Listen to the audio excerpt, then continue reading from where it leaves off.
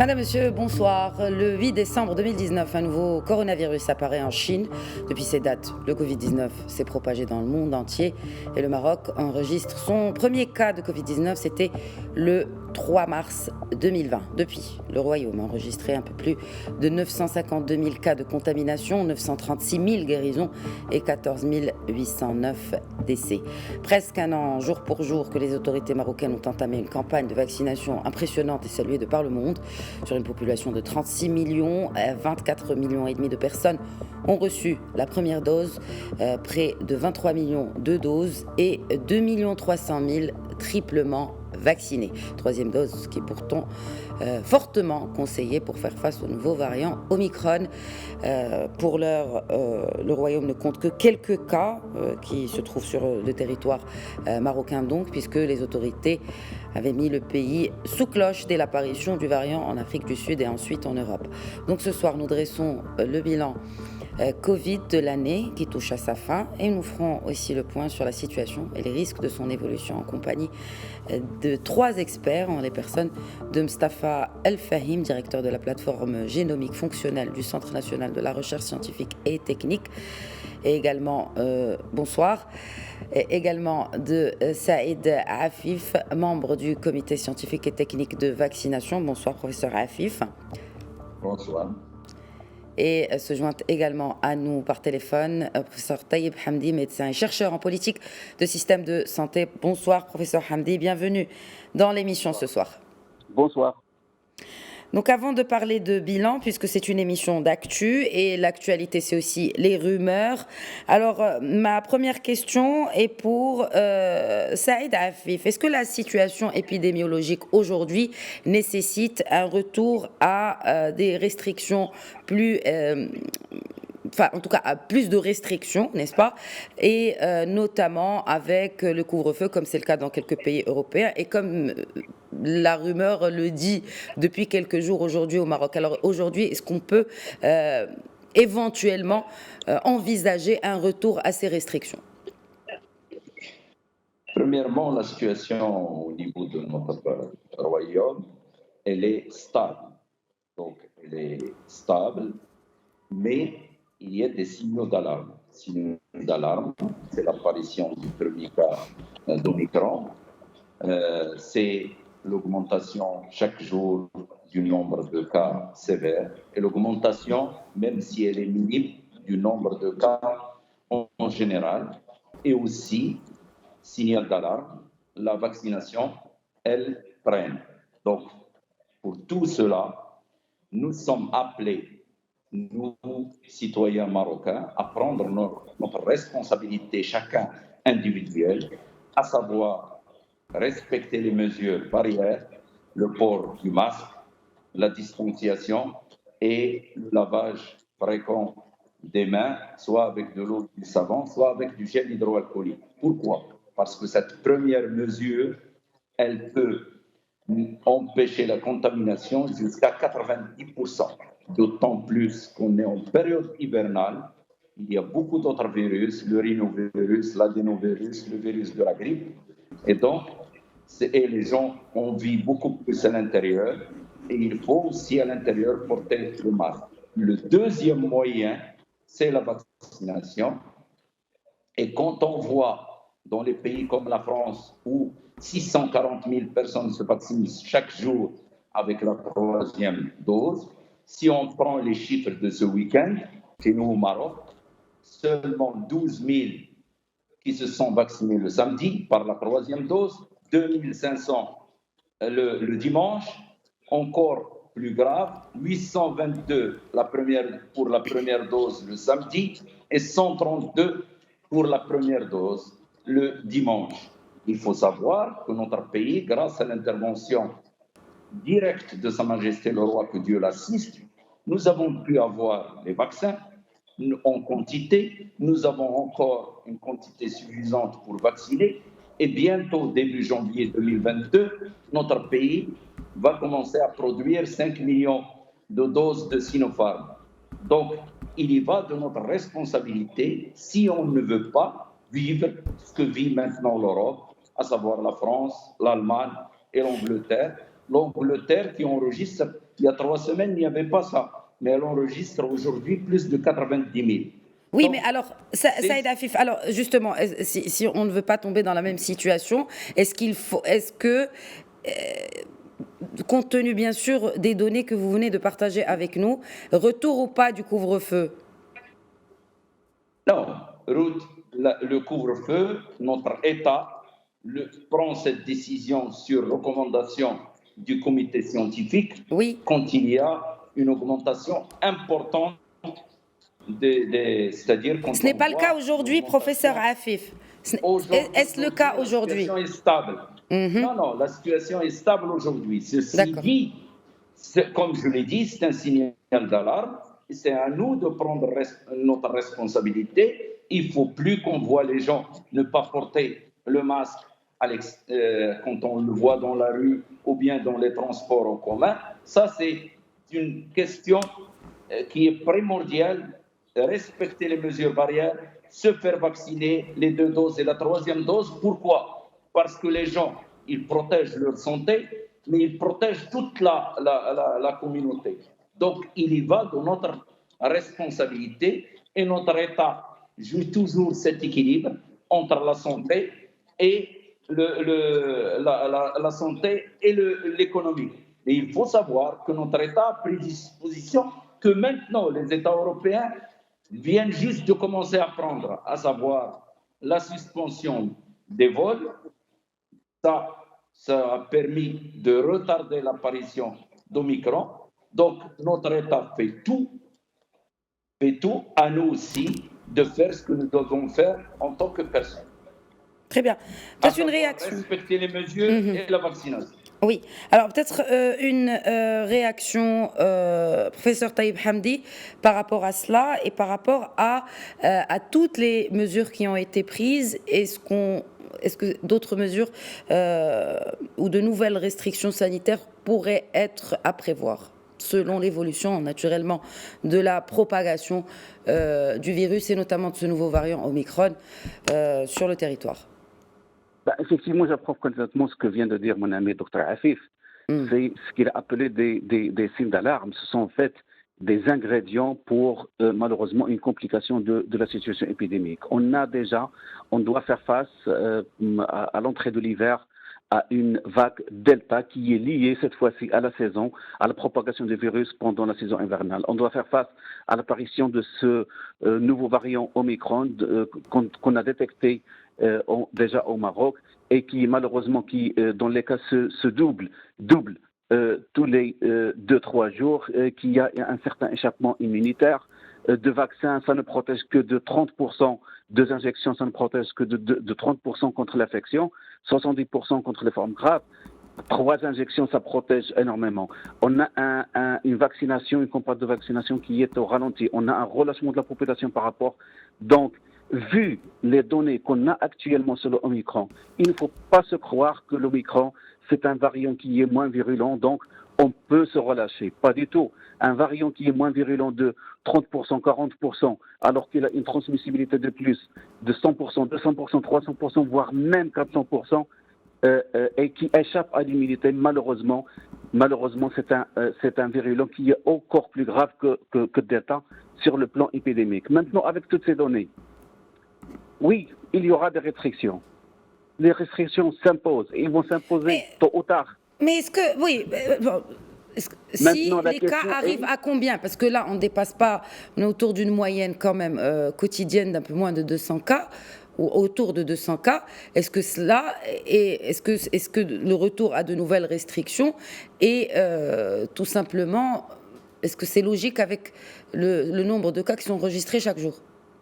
Je réponds à la question. Après, il faut dire que le recours aux restrictions, ce sera nécessaire au vu de l'expérience des autres pays. Donc, c'est nécessaire. Maintenant, la question est-ce qu'on ne va pas avoir recours aux restrictions? Mais la question c'est quand et à quel degré et pour combien de temps?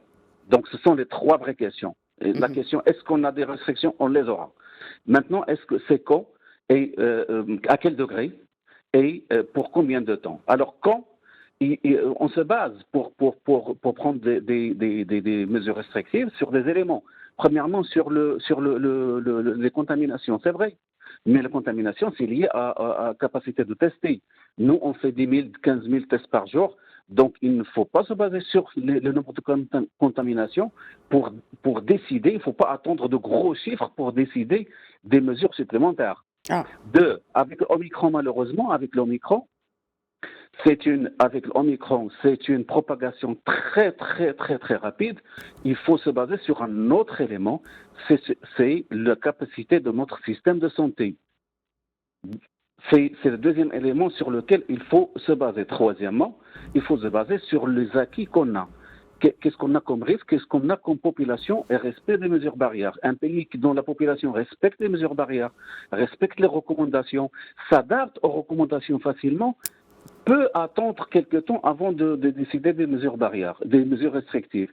Si on a une population qui n'est pas vaccinée, qui n'est pas bien vaccinée, je dirais, bien vaccinée par rapport à Omicron, si on a une population qui ne respecte pas les mesures barrières, qui tarde à respecter les recommandations, je pense que ce sont là les éléments essentiels pour prendre les éléments. Alors, au vu du ralentissement de la vaccination et surtout la troisième dose, parce que sans la troisième dose, malheureusement, face au Omicron, nous ne sommes pas bien protégés.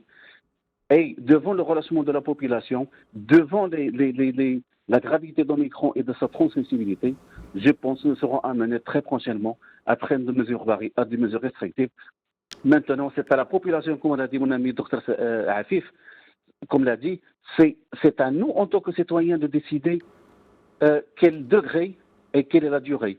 Si on se vaccine vite, si on respecte les mesures barrières, on ne va pas obliger l'État à prendre des mesures sévères et pendant longtemps. Sinon, si on se vaccine, donc on va dispenser l'État de ces mesures très restrictives. Autrement, il n'y a pas d'autre solution. Et surtout, il faut faire la différence entre les régions pour les mesures. Il n'y a aucune raison d'appliquer les mêmes mesures partout. Et deuxièmement, sur les vaccinés et les non-vaccinés. Mais rappelons que seulement 1/10 des doublement dosés ont reçu la 3e dose de vaccin.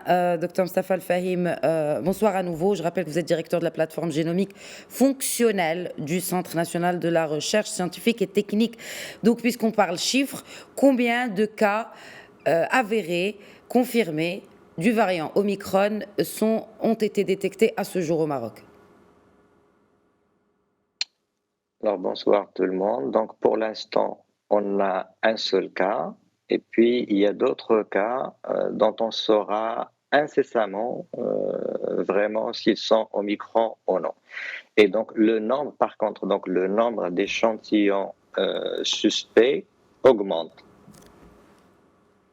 D'accord. Alors, combien de temps prend, justement, ce que vous avez dit incessamment, cela m'a interpellé ma curiosité. Combien de temps cela prend-il pour faire les tests nécessaires pour déterminer si le variant est effectivement Omicron ou un autre, Delta en l'occurrence? Alors, ça dépend des technologies qu'on utilise. Nous, dans la plateforme, on a mis en place 2 approches pour détecter les variants. La première approche est basée sur le séquençage première génération du gène qui code pour la protéine Spike. Et là, ça prend 24 à 48 heures pour avoir le résultat définitif. Pour la technologie nouvelle génération de séquenceurs qui séquence le génome en entier, ça prend entre 3 à 5 jours. Très bien. Pourquoi on évoque que cette protéine-là de Spike, en l'occurrence? Pourquoi, quand on parle de Omicron? Oui, alors la Spike protéine, c'est la protéine que le bêta-coronavirus utilise d'abord pour rentrer dans les cellules. Deuxièmement, c'est la protéine qui est la plus représentée sur sa membrane et c'est la protéine la plus antigénique. Donc, quand on est vacciné ou bien quand on a contracté le virus, donc les anticorps, la majorité des anticorps vont être dirigés contre cette spike protéine. Et donc, lorsqu'on veut classer même les variants, on les classe en fonction des variations des acides aminés de cette protéine. L'OMS donc a donné une échelle de gravité qui dépend justement de ces variations au sein de la protéine S, de 1 à 4. Donc les variants préoccupants, ce sont des variants où on a enregistrer des variations au niveau de la spike protéine dans des endroits précis. Ces endroits, c'est le RBD, c'est-à-dire c'est la partie de la spike protéine qui permet de se fixer sur le récepteur qui est dans nos cellules. Donc, s'il y a des variations à ce niveau-là, donc l'affinité de cette spike protéine pour le récepteur, il va augmenter. Et si l'affinité pour le récepteur augmente, ça veut dire qu'il y a beaucoup de virus qui vont rentrer et donc une charge virale très élevée et donc une transmission plus accentuée. Alors, quand vous parlez de variation, et on dit aussi que le virus mute, quelle est la différence entre ces deux principes? Et aussi, est-ce que, parce que cela a déjà été d'ailleurs évoqué dans le cadre de cette émission, enfin dans une émission précédente, que quand le virus mute, eh bien, il perd de sa puissance. Est-ce vrai dans le cas de Omicron en l'occurrence, et surtout de préciser entre mutation et variation aussi? Alors très bien, pour clarifier les choses, lorsque on a le génome, donc le génome c'est le matériel génétique de ce virus, ce génome elle est composé de nucléotides, c'est-à-dire les building blocks, c'est-à-dire les éléments qui constituent notre matériel génétique, qui est un ARN. L'ARN est composé de 4 bases, A, U, C et G. Donc ces 4 bases vont former une chaîne, donc une séquence. La séquence de ce génome compte environ 30 000 lettres.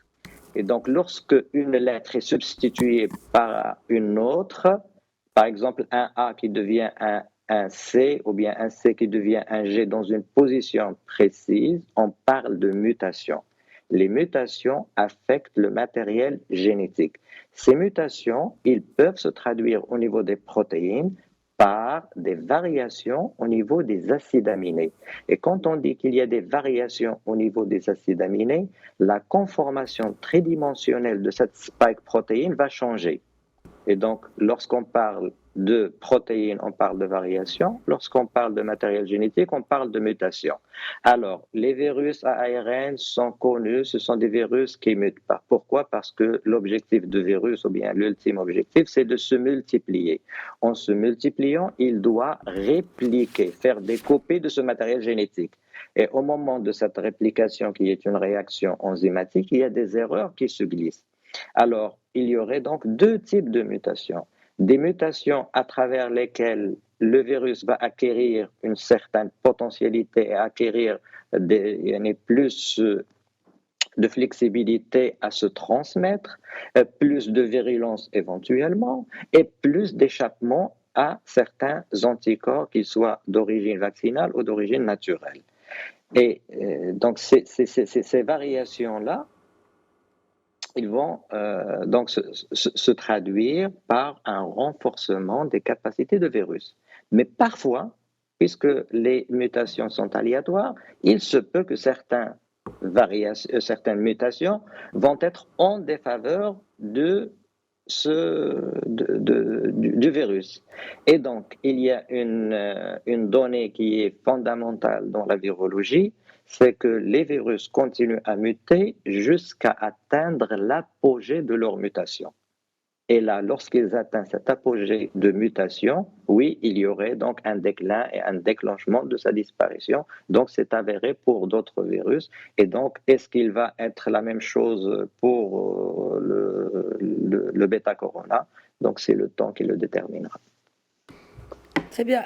Bon, parce que vous avez insisté justement un peu plus tôt, docteur Afif, sur l'importance de la vaccination. Pourquoi la 3e dose est importante pour contrer les effets de ce variant, notamment Omicron, notamment cette période hivernale, et surtout aujourd'hui, pourquoi ça tarde à convaincre, pourquoi cette 3e dose tarde à convaincre chez nous?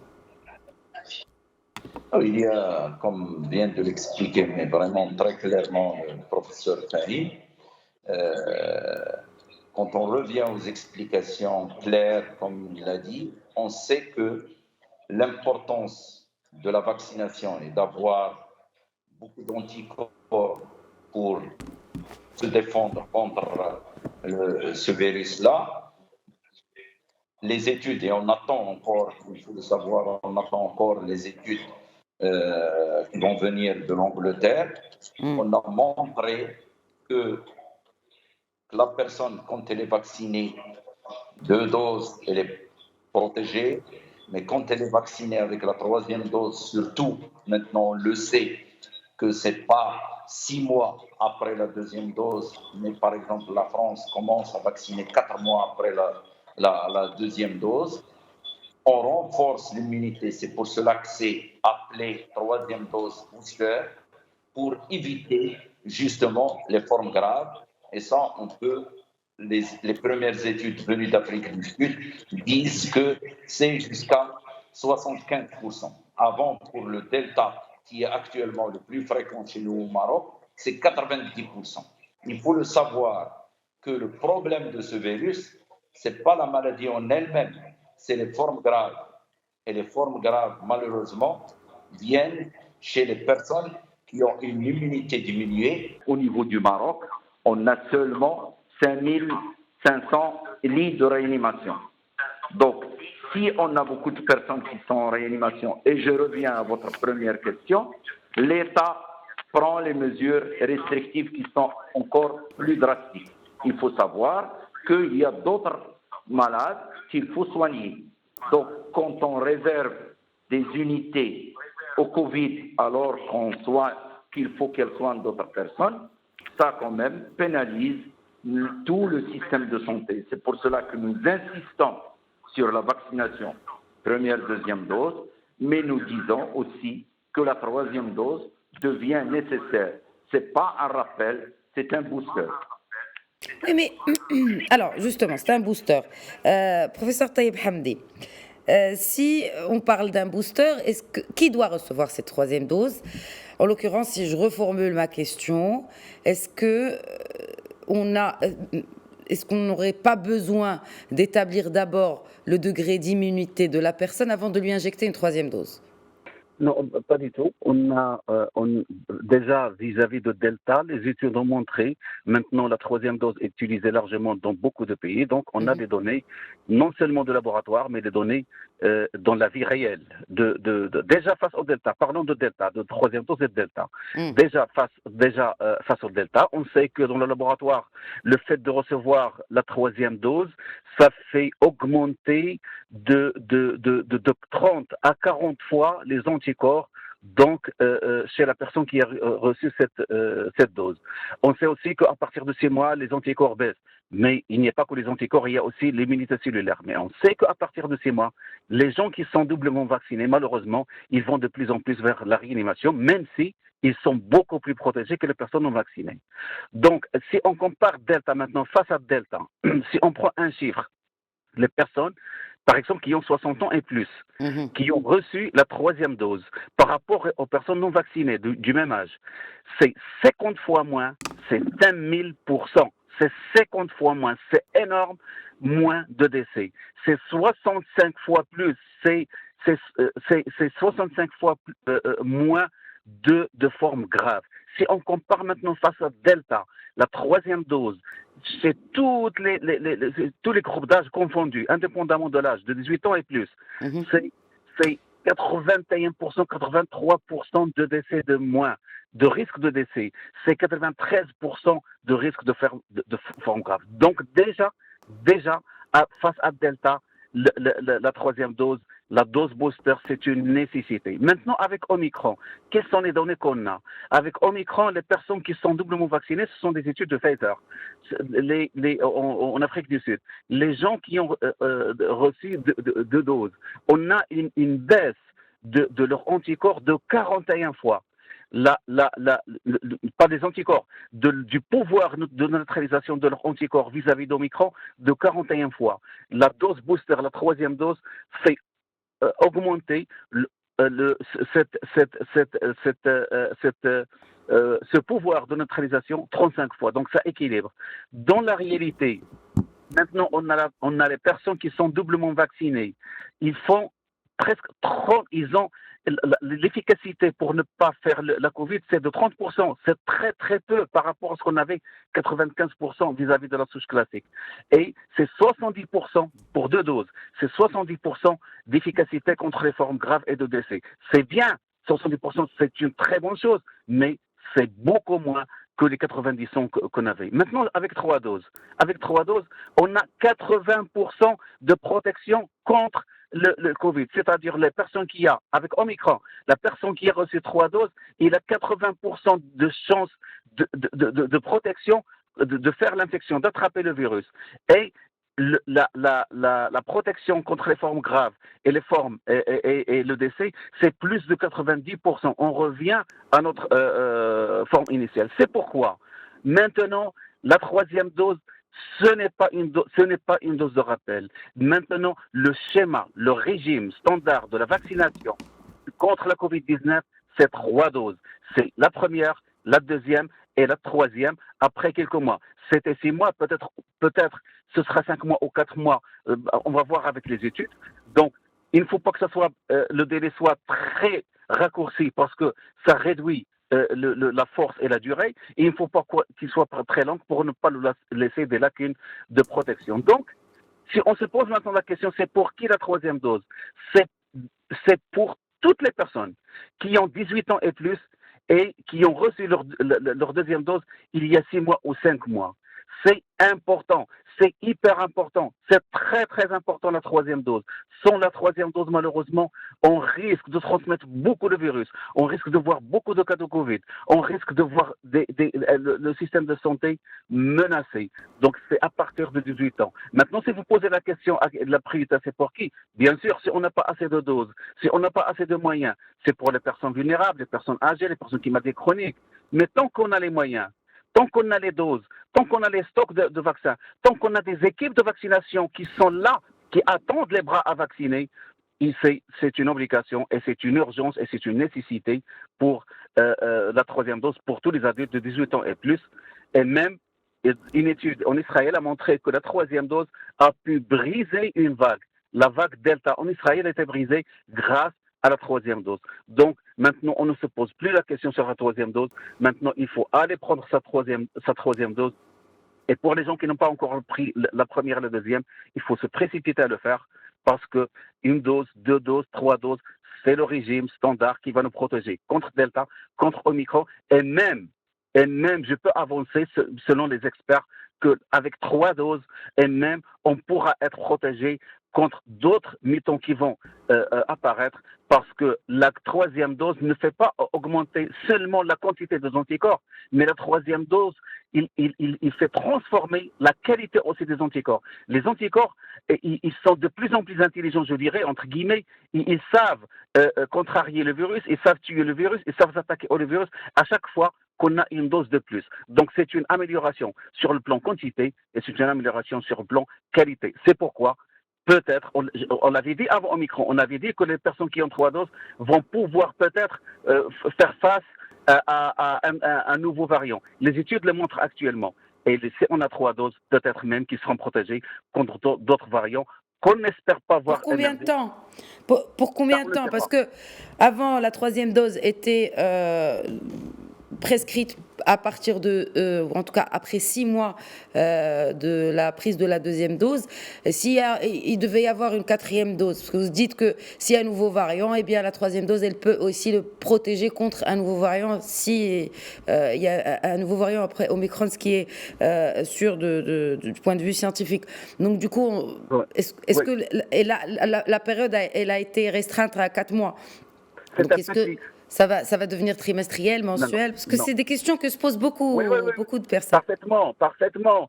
C'est un petit virus de taille très très minime, mais la science reste modeste. On sait que la 3e dose, on savait déjà quand il y avait les essais cliniques, on savait que 2 doses séparées d'1 mois, c'est pas le délai entre 2 injections, c'est très très important en matière de vaccination. Pourquoi? Absolument.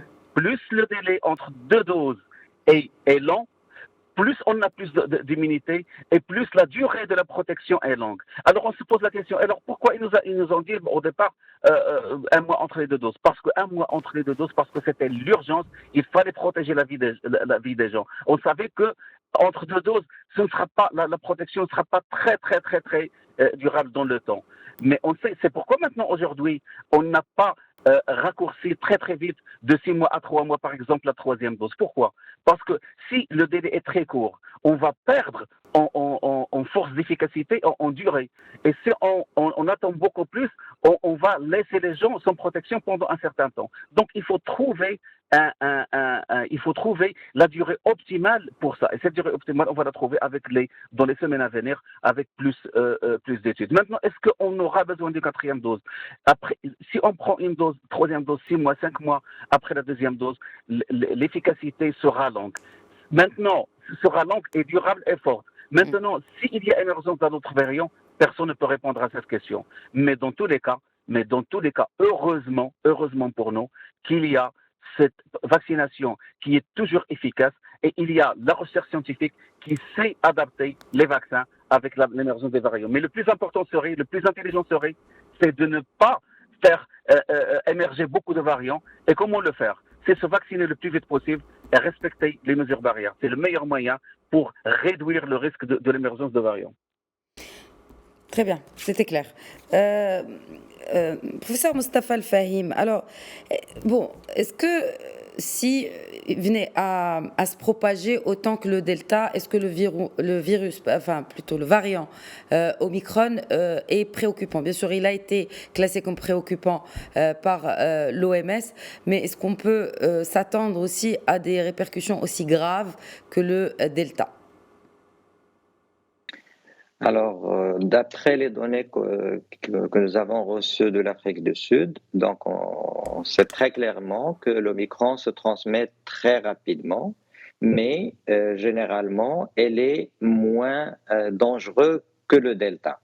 Pourquoi? Parce que cet Omicron reste plutôt dans la voie respiratoire supérieure et descend rarement dans les poumons. Donc sur le plan gravité et sur le plan signe clinique, oui, ça se confirme, elle est relativement moins grave que le Delta. Maintenant, son comportement épidémiologique, elle est beaucoup plus préoccupant que ses conséquences cliniques. Parce que quand on regarde la courbe épidémiologique et l'allure de cette courbe, c'est une montée en fusée, c'est-à-dire presque perpendiculaire. Donc, pour dire que, comme professeur Dr Hamdi l'a dit, c'est la capacité de se multiplier, c'est-à-dire les cas se doublent tous les 2 à 3 jours. Donc, vous imaginez ça, c'est plus que exponentiel. Si on a 5 aujourd'hui, demain on aura 10, après-demain ça va être 15, et là, c'est par personne. Mais chaque personne, il peut contaminer au moins 5 autres personnes. Donc, c'est cette situation qui est préoccupante parce qu'on se projette vers la capacité de notre système sanitaire à s'occuper des cas graves. Alors, plus on lui donne cette possibilité de se transmettre, plus on lui donne la possibilité d'atteindre la population fragile. Et s'il atteint la population fragile, qu'il soit vacciné ou non vacciné, il y aurait un engouement au niveau du système d'urgence, etc. Alors, les données qui viennent de l'Afrique du Sud également, ils ont montré que quand même le nombre de cas hospitalisés, elle est moindre par rapport à la même période que le Delta, et le nombre de personnes qui nécessitaient vraiment des soins intensifs est également moindre, mais ceci, c'est en Afrique du Sud. C'est la raison pour laquelle donc toutes les recommandations qui ont été faites par mes collègues Dr Afif et Dr Hamdi sont vraiment très très importantes. Donc il faut se faire vacciner, il faut aller pour la 3e dose. Et si je me permets d'ajouter juste une petite chose, par rapport à cette vaccination, l'Omicron a acquis vraiment une capacité d'échappement. Alors, qu'est-ce que c'est que cet échappement à la vaccination? Et quand on dit échappement à la vaccination, c'est vraiment échappement à ces anticorps qu'on a générés par le biais de la vaccination, comme les anticorps qui ont été générés naturellement par l'infection au virus. Donc, une fois on est infecté ou bien on est vacciné, il y a une panoplie d'anticorps qui sont là. Ces anticorps sont dirigés contre des parties bien précises de la protéine qu'on appelle les épitopes. Maintenant, donc les épitopes vont changer Et donc, certains anticorps ne peuvent plus se fixer. Donc, leur capacité neutralisante va diminuer. Alors, si on est vacciné avec une quantité d'anticorps, il y a certains anticorps, ils vont perdre leur capacité de neutralisation. Avec le temps, la quantité d'anticorps, il va diminuer. D'où l'importance de la troisième dose pour augmenter la quantité d'anticorps qui va se fixer sur cet Omicron pour le neutraliser. Et pourquoi on a besoin de ça? C'est pour réduire sa capacité de diffusion, parce que plus elle atteint des personnes. Oui, alors, docteur El-Fahim, pourquoi dans des pays où le taux de vaccination atteint des niveaux très élevés, en l'occurrence, par exemple, pour ne citer que l'exemple de la Grande-Bretagne, pourquoi la propagation du variant Omicron est-elle aussi importante, malgré les niveaux de vaccination élevés? On a dit que le vaccin ne protège pas contre l'infection. Il protège contre les formes graves. Donc, bien qu'on soit vacciné, on va contracter le virus et donc on va être comptabilisé positif pour la PCR. Et c'est pour cela donc il y a ce nombre qui augmente. Mais par contre, il protège contre les formes graves. Donc, être vacciné ne veut pas dire qu'on ne va pas contracter le virus, mais plutôt la transformation et la gravité de la maladie, on est protégé contre les formes graves. Et bon, avec un variant comme Omicron, qui a acquis cette capacité d'échapper à cette vaccination, il n'y a pas d'autre solution efficace que de se booster pour augmenter la quantité d'anticorps pour empêcher sa propagation. Alors, le moment de la vaccination est également très important lors d'une évolution de l'épidémiologie. Donc, tant qu'on est dans une situation épidémiologique très stable et que l'Omicron ne s'est pas encore propagé de façon communautaire, c'est le moment idéal pour faire le booster, donc la troisième dose. Parce que si l'Omicron va augmenter, ça veut dire qu'il y aurait d'autres personnes qui vont avoir cet Omicron et donc le système immunitaire il va réagir contre l'Omicron et donc là, la réaction immunitaire avec les anticorps peut être compromise. Parfait. Docteur Saïd Afif, je reviens vers vous sur cette question de vaccination et sur l'évolution de la vaccination, comment vous la percevez pour les jours, voire les semaines à venir. Pourquoi cela tarde? Est-ce que vous pensez que l'imposition du pass vaccinal a eu l'impact contraire de ce qui était normalement souhaité à travers ce pass vaccinal, c'est-à-dire pousser les gens vers la vaccination? Est-ce que cela n'a-t-il pas retardé le processus de vaccination dans notre pays? Je voudrais juste compléter la réponse du professeur Fahim à propos de la Grande-Bretagne. Malheureusement, la Grande-Bretagne a choisi, disons, de baisser le masque, puisqu'il n'y avait pas les mesures barrières. On a enlevé le masque, on a enlevé on a enlevé le masque, on a enlevé la distanciation, on a enlevé le lavage fréquent. Et ça a fait que ça a augmenté depuis avant l'apparition de l'Omicron. Donc, ça veut dire quoi? Ça veut dire qu'il ne faut pas ne pas respecter les mesures barrières. Et c'est la première condition, le port correct du masque, son changement toutes les 4 heures et le lavage fréquent des mains toutes les demi-heures. D'ailleurs, il y a une étude britannique qui a montré que ça diminue la contamination jusqu'à 90%. Donc ça, c'est très important. Maintenant, avec la vaccination dans notre pays, moi je crois que maintenant, si on prend par exemple la France, elle revient au pass vaccinal et délaisse le pass sanitaire parce que c'est très difficile à réaliser de faire toutes les 48 heures une PCR. Donc, c'est très important d'accélérer la vaccination chez nous. Maintenant, les gens voient tout ce que fait l'Omicron dans les pays européens, toutes les restrictions qui vont avec cette propagation, comme ça a été dit par le professeur Fahim et par le professeur André. C'est très important d'augmenter, de profiter de cette accalmie, de profiter de cette situation épidémiologique que nous avons dans notre pays stable, de se faire vacciner les 2 doses. La 3e dose est importante. Donc, puisqu'il y a une circulaire qui dit tous les 6 mois, donc les gens qui ont plus de 6 mois pour la 2e dose doivent aller se faire vacciner pour augmenter leur immunité, comme ça a été expliqué par le professeur Fahim. Comme ça, s'ils attrapent la maladie, ils feront des formes moins graves. Parce que nous avons les résultats de ce qui a été vu sur le terrain en Afrique du Sud, mais nous attendons les résultats de l'Angleterre. Et si on veut donner des résultats de chez nous, de la dernière vague, il faut savoir, ça les citoyens doivent le savoir, que 83% des décès de la dernière vague, ils étaient non vaccinés ou avaient reçu seulement une dose.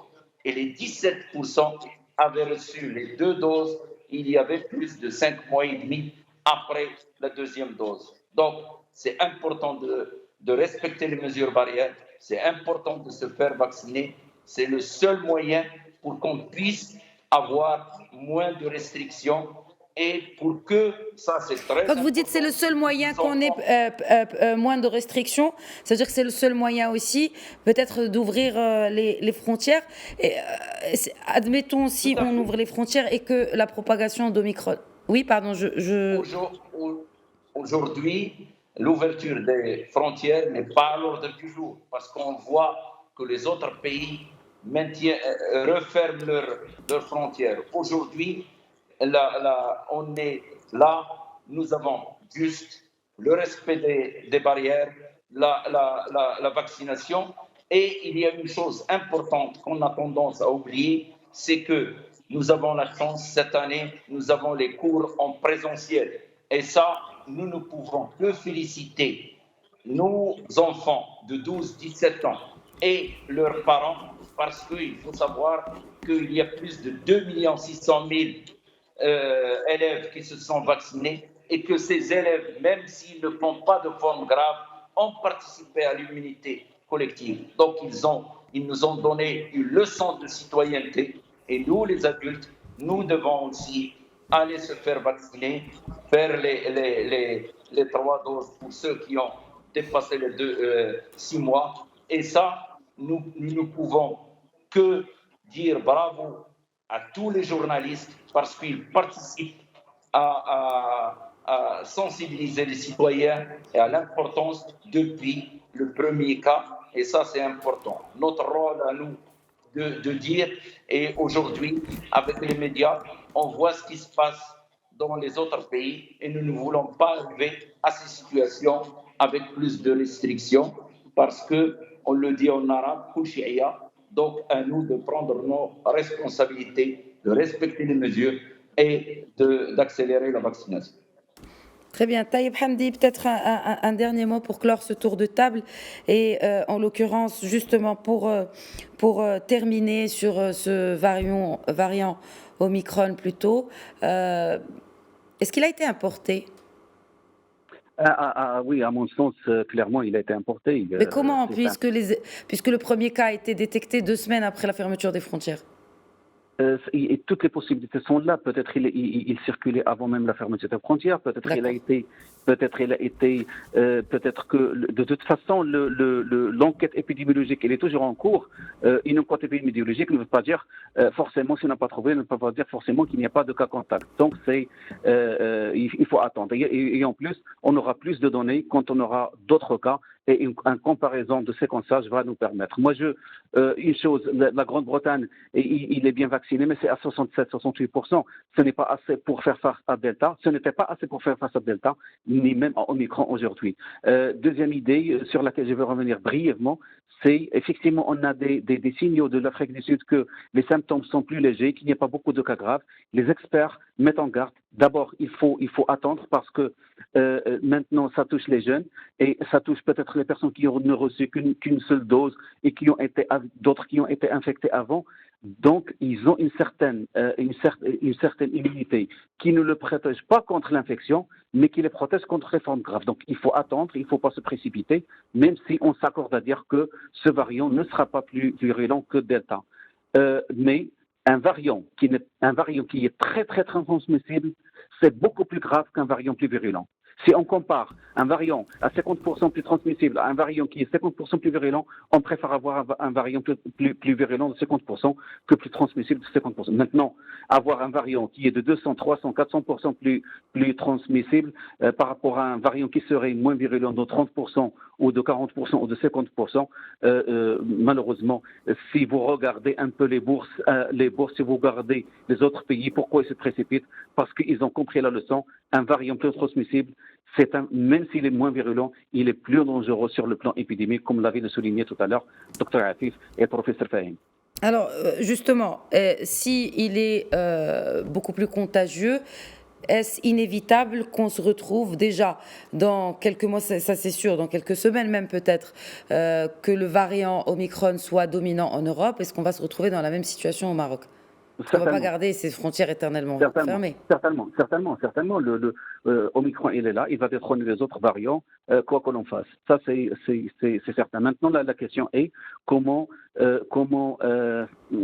décélérer. Pourquoi garder les frontières fermées si de toute façon c'est inévitable? Ce sont des questions que se posent beaucoup de personnes, vous le savez, professeur Hamdi. Parfait. Pourquoi on a fermé? On a fermé pour retarder le maximum et pour décélérer la propagation. Maintenant, je pose la question. L'Allemagne fait des restrictions. La France fait des restrictions de vol par rapport à la Grande-Bretagne. L'Allemagne fait Pourquoi? Absolument. C'est justement parce que ça va venir. Oui, on sait que ça va venir.